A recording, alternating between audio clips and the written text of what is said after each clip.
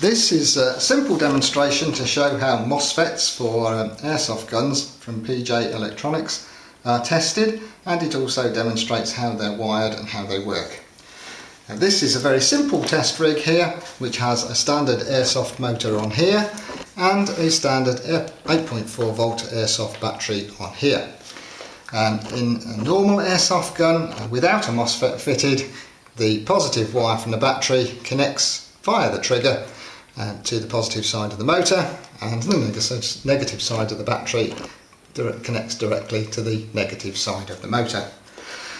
When we wire a Mosfet in, there are a few small differences, and it basically works like this. The positive side from the battery goes straight to the motor and doesn't go via the trigger.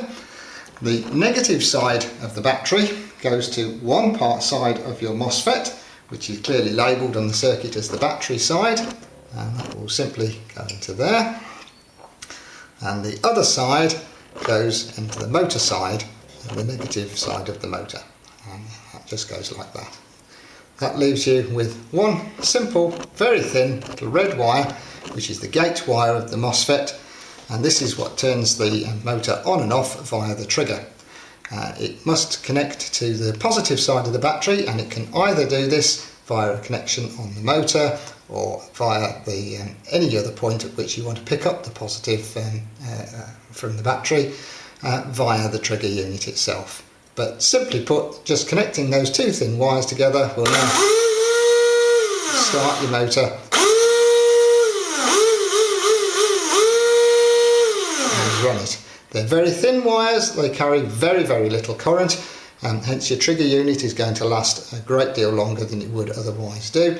And the Mosfets themselves are very low resistance, so it does enhance the performance of your motor.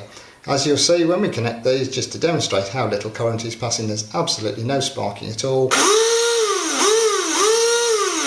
the wires as they connect. Thank you very much, and I hope you enjoy using your Mosfet unit from PJ Electronics.